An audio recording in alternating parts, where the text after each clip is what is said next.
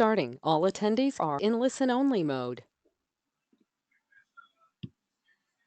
Hello, everybody. My name is Kyle Cheslock. I am the VP of Sales here at the Lead Tool. I want to thank everybody for joining our webinar today. Where we're going to dive into a little bit more about understanding your sales funnel and give you a couple ideas and things that you're going to be able to take away from this today. We are going to give it a couple of minutes here, wait for some of the stragglers to be logging in, but I do have a co-host with me today, none other than our CEO, Chase Shields, who just popped in here, and we'll give a little bit about our backgrounds here in a little bit. But in the meantime, if you have any questions as we go along through this, I'm sure we'll answer most of them. But feel free to chat in. We do answer the questions at the end of our webinars. So there is no such thing as a dumb question. So if you have something, just ask it. And if we've answered it, we'll acknowledge it. But nevertheless, feel free to type in. Otherwise, for those of you that are on social media, we post a lot of information, including these webinars, as well as we're Facebook Live every Wednesday at 3 o'clock, and a whole bunch of other content on Facebook, Twitter, LinkedIn. If you just do a search at the Lead Tool all across the board, you'll be able to get information on us, as well as YouTube, where we post these as well. Just type in the Lead Tool, and you'll be able to find us. There's a lot of good content. Feel free to peruse on there. Otherwise, at the end of this, we will also be distributing this webinar. So if you have a colleague that didn't make it, or if you want one of your employees or one of your other management peers to take a look at this as well, we will be distributing it. So stay tuned and be on the lookout for that. But with that being said, it looks like we got the stragglers coming in here. So let's go ahead and jump in. Now, who are we? What do we know, and why are you here today? I'll start with my background a little bit, and I'll toss it over to Chase. Myself, I come from a technology background in a very related industry within real estate. My previous company before joining the Lead Tool was a company called Loop. Many of you who have bought a home in the last 5 years may have used it. If not, you're definitely going to next time around. It is the largest transaction management platform in the country. We were so good at what we did, we ended up getting acquired by a company I know if you're not familiar with Loop, you know of, called Zillow.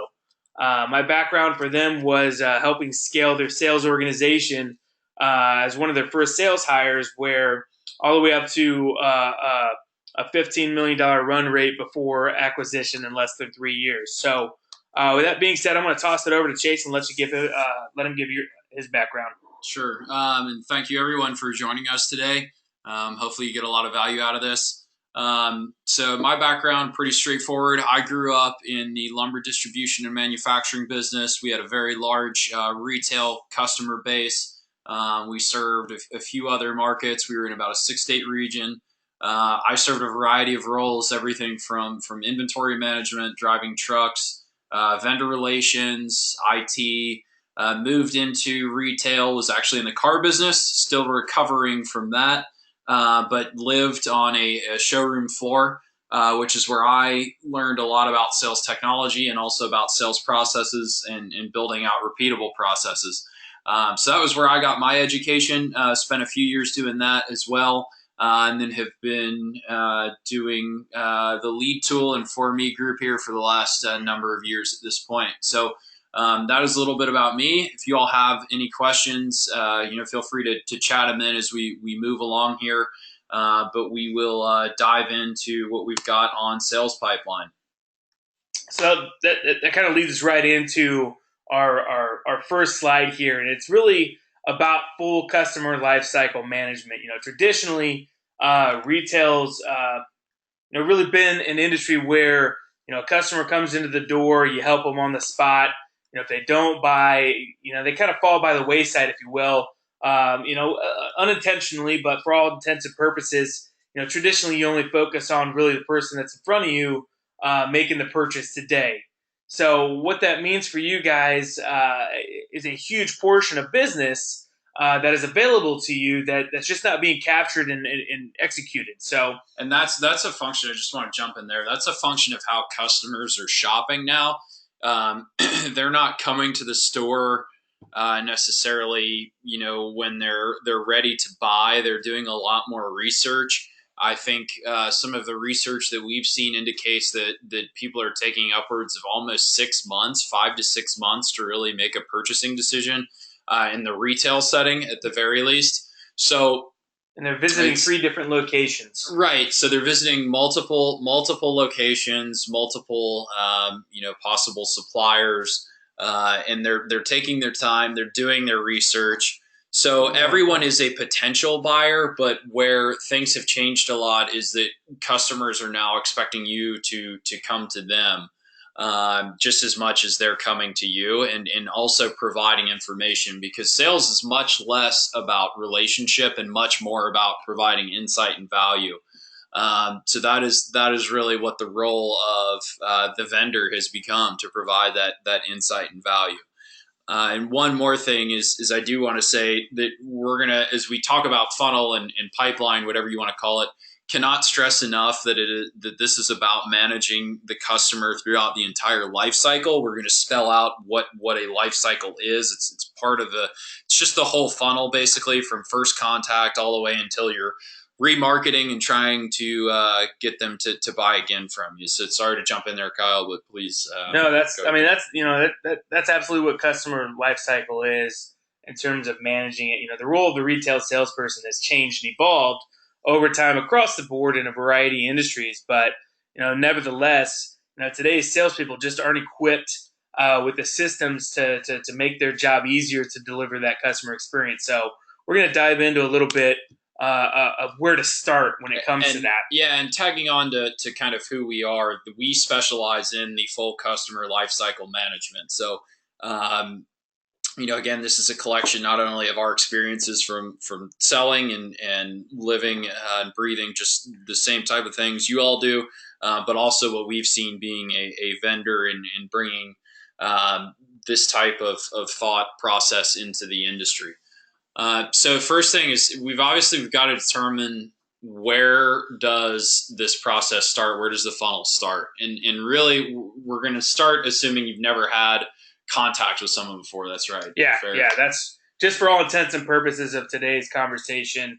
You've never had an interaction with this person before. Yeah, so this is not, for those of you who are doing a lot of commercial business, it's not necessarily, your repeat customer, which we're going to talk about that too, because that's got a place in the funnel as well. But your sales pipeline or your funnel starts at the very top with the first interaction that you're having with this potential customer. So your first stop should be your CRM system. Hopefully you've got one of those in place. If you don't, jump off this webinar, go get one, and then rewatch it. Yeah, definitely. Very, very good point. Hopefully, if you do have one in place, hopefully it's ours.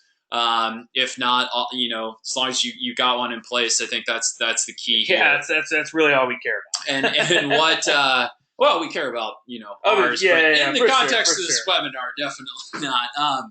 So anyway, the idea here is this is where you're going to start your potential customer. You want to get all their information that you can. We're going to talk about moving a customer from being like a lead to a potential sale, but this is where you need to get all that information, whether they're coming in from your website, they're coming in right in front of you, or they're calling in. Kyle, and to piggyback off that, we're not just talking about the one coming in and saying, "Hey, I'm ready to buy." We're talking about everybody you talk to. Yeah, you should at least make an attempt. I mean, it doesn't have to be, it's not about what you say, it's how you say it. Absolutely. But if someone's coming in, like, for example, if I have a retail showroom for kitchen remodeling or like flooring, someone is not going to just randomly like window shop a flooring dealer. They're not coming in and looking at like LVT planks for fun. Yeah, don't know a lot of people doing that on a Saturday. Yeah, because you're not in a mall. You're not in malls are dying. That's a whole other thing. Yeah. But your destination. So definitely, in our experience, everyone who walks in the showroom is interested in something. So it's worth at least approaching in a friendly way and having a conversation. To get some information and find out how you can help provide insight to them. So once you've done that, this is where we dive in really to the pipeline. So you've got them in your CRM. Now they're going to fall into one of 4 buckets.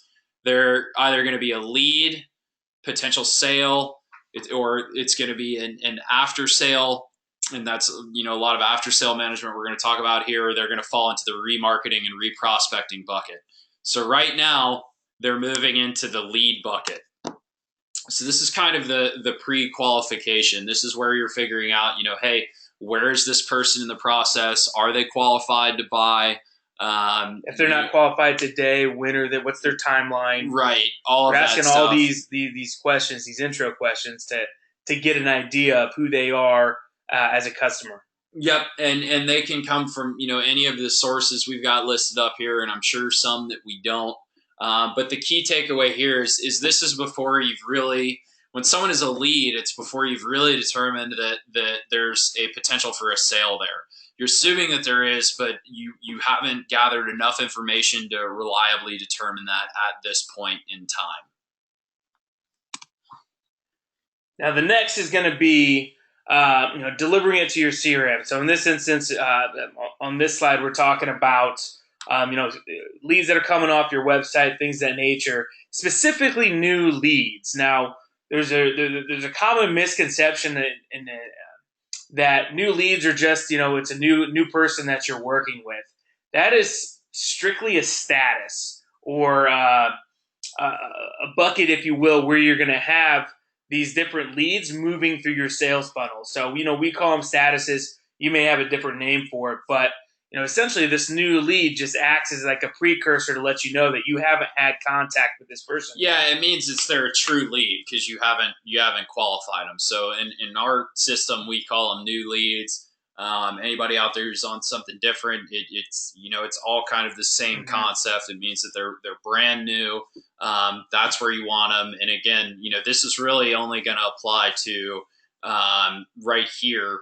This will only apply really to your web leads where they're not in front of you and you haven't pre-qualified them. Once you've had a conversation with somebody, you're going to be moving it down into another stage or status in your sales funnel. Now, everybody's going to have a different sales process. So think about it in the context of that.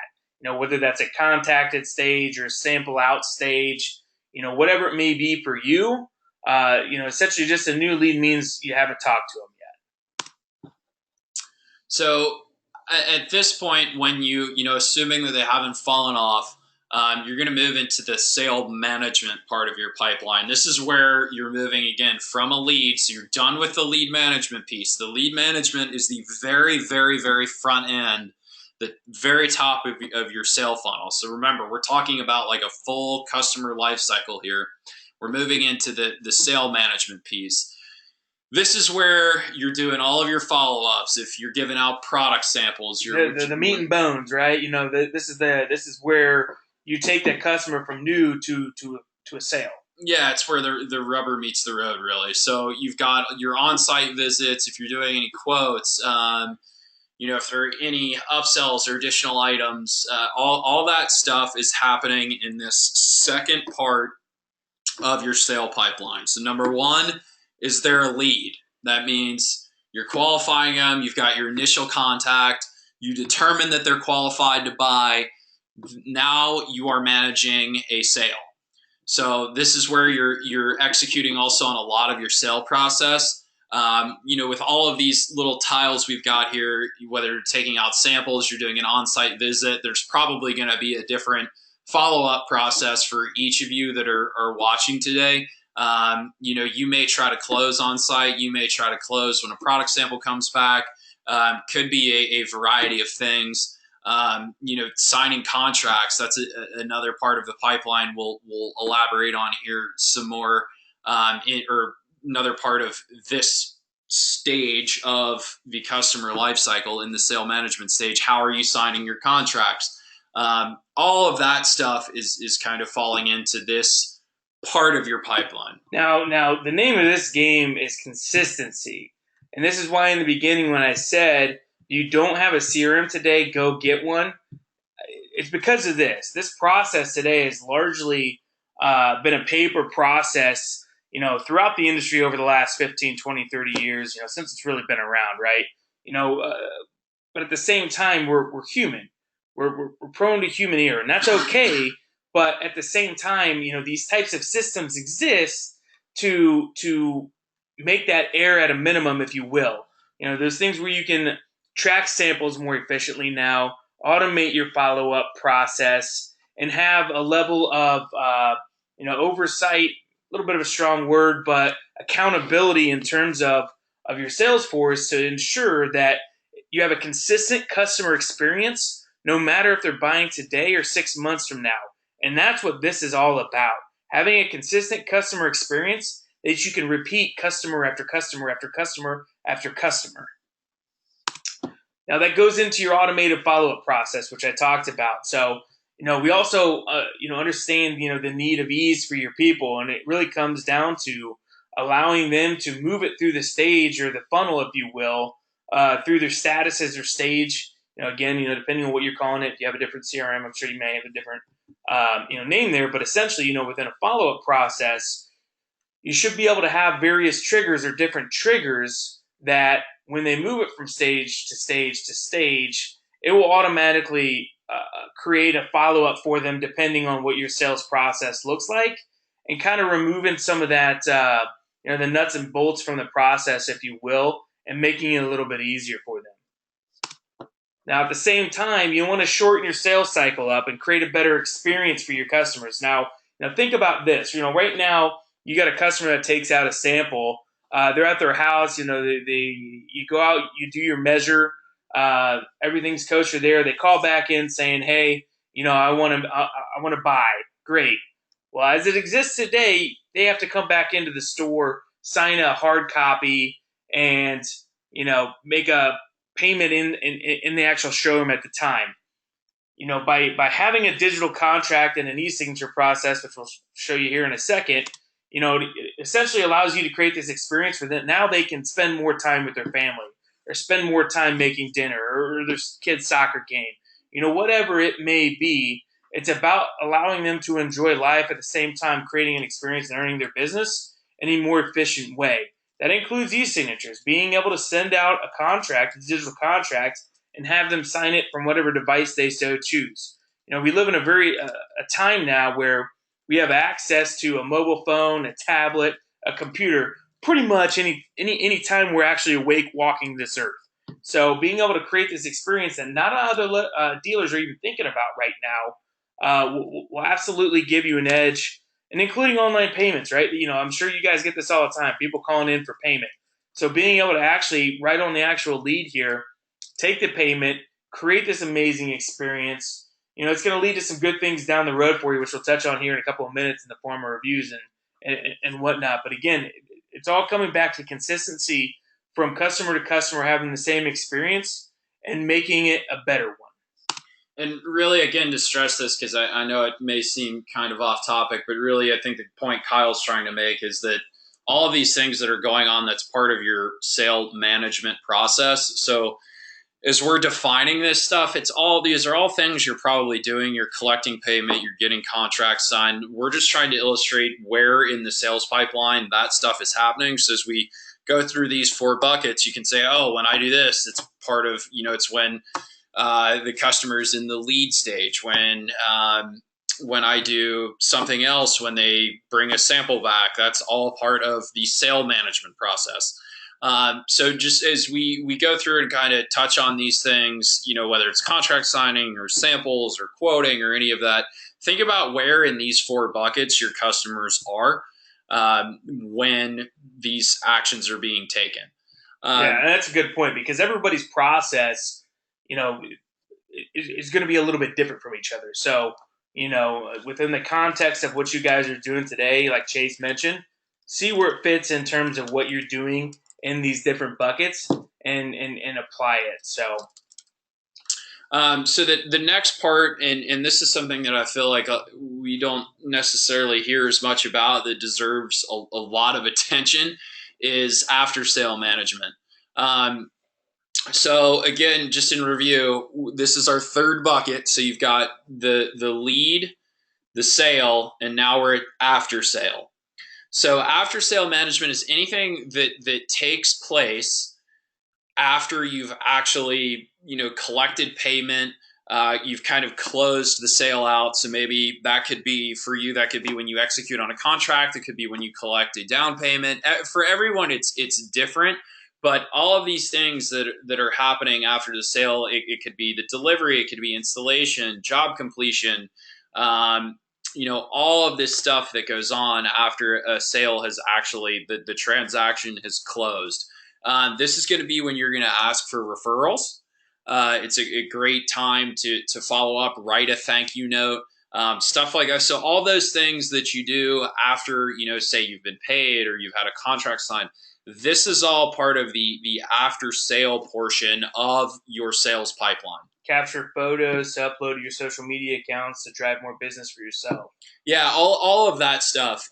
So again, just there's a lot of content here, and I want to try to make sure we're keeping it really simple. So this is the third bucket. We've got the lead, the sale, and now the after sale. So this is a great place where we see a lot of people have a ton of success here getting referrals. This is where opportunity phase, if you will. It is in a lot of ways. It is, and I also think that this is a great place to have something in your sale process about writing the thank you note, asking for the referral, using some sort of follow up automation in order to execute on that stuff. That's where really you're going to see a lot of lift when you add those things to your process. Yeah, absolutely. Don't be afraid to call after an installation to check on the customer, make sure everything was installed right. Again, it's about being proactive in terms if there is a problem, being on the forefront of that and taking care of it. But 99% of the time there won't be. And now you're going to be able to create this experience and to Chase's point, get another referral, get an online review, which we'll talk about here in a minute. And again, it's about creating a better experience. Yeah, and the after sale process, we wanted to put a slide in here kind of on empowering your customers. We do highly recommend that you allow your customers some sort of insight into what's going on after they have paid you. A common complaint that we read a lot on Yelp and something we hear about from our customers is that after someone signed a contract or after they've paid you, it's really opaque. The customer really doesn't have any visibility into what's going on. So they don't know if their material's been ordered. They don't know if their installation's been scheduled and things like that. So anything that you can do, whether you have a CRM with some sort of order tracking built in, or even just putting something into your sale process to call at certain points and say, hey, here's your tracking number or something like that. That is all part of the after sale management part of your pipeline or your funnel. Mm-hmm. Pick your term. So we do highly recommend looking into providing as much transparency there as possible because they've already paid you. You've already got the sale. Absolutely. This is above and beyond, right? Yeah, there's no reason to kind of just be like, oh yeah, you paid us. All right, we'll just like call you when we're ready to drop the stuff at your house. Absolutely. Like that phone call or even, today text message is a big deal. Just going the extra mile and giving them an update or a heads up, if you will, where their delivery is, when it's going to be there or when they can pick it up, whatever it may be. It goes a long way to our next point in terms of getting reviews. Reviews are so big and in the industry right now. And this is your place to ask. It's right after here the sale. After the sale, absolutely. And this is just going to become even bigger as time goes on here. Millennials now are the largest generation of home purchasers in the marketplace. Now, where they get their information from is online reviews. Before they go out to dinner, before they buy flooring, before they go buy a house, they read reviews on their realtor. I mean, you name it. They're going to Yelp. They're going to Google. They're going to House. And I can tell you guys, here's another red flag for your reviews. If you have 200 reviews and they're all 5 stars, more than likely, consumers aren't dumb. They're going to question whether or not you're scrubbing it. So keep it real. If you have a bad post, it's okay. Respond to it. Respond to all of them. Thank the ones that are 5 stars, the ones that are 1 star. Reach out to them and rectify the situation, however that may be. But at the end of the day, you're a real company. You're real people. And we know across the board, you can have the greatest customer service in the world, but eventually there will be problems down the road. But at the end of the day, you want to create this experience, and deliver more reviews online for people to kind of make their own infer in terms of who they want to do business with. So again, push reviews as many as you possibly can. Every customer that comes through your door, push them to give you a review on any one of these websites. And again, we don't push them, ask them. Yeah, it's a better way to put it. Yeah. Ask them to give you a review, and you can even incentivize it down the road. But that's a conversation for another day. Moral of the story is reviews, reviews, reviews. And so again, those are just some ideas for what you can include in the after sale part of your pipeline, or the things you may already be including there. So this brings us to the last part of the pipeline, and that is the remarketing and reprospecting phase. Here we've got a little illustration again to kind of bring it back full circle, because the goal is we go from lead to sale to after sale to remarketing. And then you'll notice that there's a little arrow here on the right that takes us back to the very top. So we start over again. And I would also like to note that at any point in this process, you may lose someone when they're a lead. You may lose them when you think you've got the sale. You want to make sure that you're pushing everyone back to the top of the funnel, and you do that by remarketing and reprospecting. That's where, something like a CRM system comes in so handy, is because you can go back in, you can look at, deals that you've lost, sales you didn't make, you can reach out, and you should actively be reaching out. When you close out a sale, if I close out a kitchen remodel, I'm going to schedule a follow-up for 6 months to see how their remodel is doing, how they like everything that we installed, and then see if there's any other work that they need. Maybe at that point they're ready to do a bathroom. Maybe if I'm, a full service, like a retail laundry yard, most of those guys also selling flooring now. Maybe I want to see if they need flooring to go with everything else that I've already sold them. So the key here is to stay in front of people. This is where your drip campaigns come in, but also I cannot stress enough that the automated emails just don't cut it in 2017. You have to have a personal touch here. You have to be reprospecting the sales that you've made and staying in front of those people, so the next time they go to buy something, they think of you, they come to you, and that's how you get them back into the sale portion of your pipeline, and you sell them something else, because it's way easier to sell something to someone whose trust you've already earned. They've already bought something from you. Everyone knows how much it costs to acquire a brand new customer. Yeah. And to piggyback off of that too, and it's, to Chase's point, mass emails don't cut it in 2017 because it's just a part of the process. Personalization is everything today. So, we talked about, a customer you could lose at any point in time during this process. This is a great area for systems like a MailChimp or Constant Contact, where you can push out content that is personalized to people, but at the same time, that shouldn't replace the personal touch in 6 months, like Chase is talking about. They got to work in tandem. It's just like, and too many people are under the impression now that they think they can just slap it into MailChimp or something, and it's like that worked in like 2000. Mm-hmm. That and email marketing is still good, and particularly like to stay in front of people, particularly like remarketing, because you're not cold. Yeah. But the best thing you can do, and we did this with great results in the car business, was we prospected every lost sale. Yep. Every 60 days. You don't know timing. You don't know timing. And these would be people that we didn't know if they bought. Like, they could have just dropped off the face of the planet. And if life happens. Yeah, and if we did that, we would find that we would pick up an extra couple sales. I mean, what's an extra, $2,000, $5,000 for kitchen and bath remodels, $15,000, $20,000 worth? Is that worth the 10 minutes? And it's great on that Monday morning when nobody's coming in, or that Friday afternoon when it's slow, or Wednesday morning when it's slow. Whatever that that time period is that seems to be a little bit slower than others for you. I mean, it's retail. Anybody that's worked retail, you have dead periods. So this is a fantastic time to dive back into your pipeline and reprospect. And there's again, do not rely too heavily on automation here. I see a lot of garbage tools that will like basically put out syndicated Facebook posts, and they'll say, oh, we'll write your stuff for you, and they're posting the same thing on like a thousand other businesses. I just saw that on Fiverr the other day. Yeah, and it's there's a legit service that does that. So stay away from automation. It's gonna for stuff like your social media.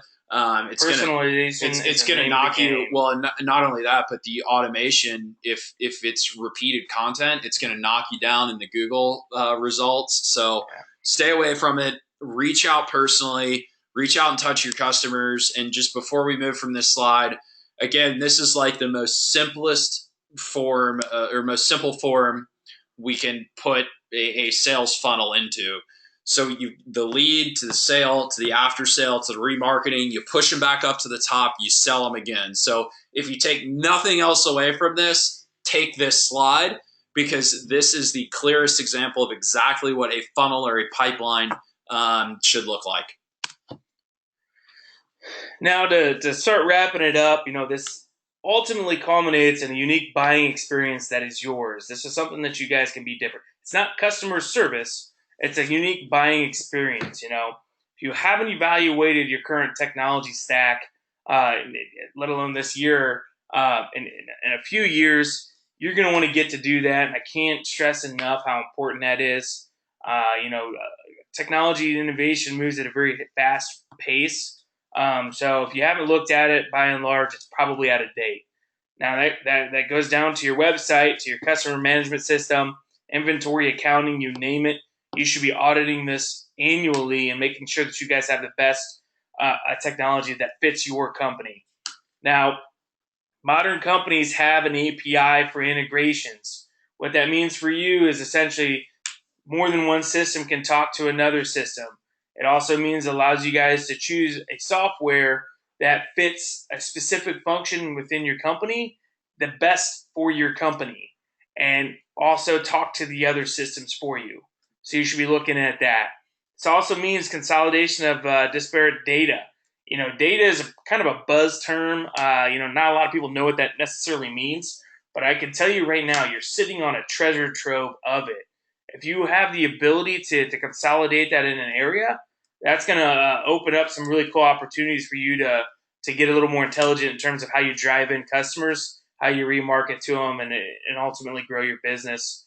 The same thing goes down to your sales process, design, and implementation. It all kind of comes together in terms of how this operates. Defining what your sales process looks like, make it repeatable, and again, it's about competing for today's customer and having a consistent sales process across the board, no matter what sales rep they're interacting with, their management staff that they're speaking with. So, want to thank you guys for taking the time out of your day to view our webinar. We do these on a pretty regular basis, so you will be hearing from us. Feel free to join any of them. Like I said before, all of these are recorded, so we'll upload them to our various social media as well as our YouTube channel. You can check us out on Facebook, Twitter, Instagram. There's a lot of other great content we post about there. If you have any personal questions, that's mine and Chase's email. If you want a little bit more of a deeper dive into what your sales process and what this looks at a more granular level, we are absolutely open to that. So feel free to reach out to us. Otherwise, I'm going to jump off of here and see if anybody typed any questions in. Nobody's too chatty today. It looks like we did a great job answering these questions. Hopefully, yeah. So the big thing here, we hope this helped. Sales pipeline, I know for some of the people that we talk with can be kind of, it seems like a little bit of a black box, but it's really all stuff you're already doing. And hopefully we've kind of helped you all spell that out a little bit more. And if there's anything we can do to help, let us know. We have a whole bunch of content like this on our YouTube. It's the Lead Tool. We're on SoundCloud. We're on Facebook. All of it should be the Lead Tool. I think SoundCloud might just be Lead Tool, but all of our podcasts are there. Feel free to join us when we go live on Facebook every Wednesday at 3. Thank you very much for your time. And that's all I got. Awesome, guys. Appreciate it. Stay tuned. We'll be delivering this to you within the next couple of days as well. So feel free to share it far and wide. And hopefully you guys took a couple things away from this. Thanks. Thank you.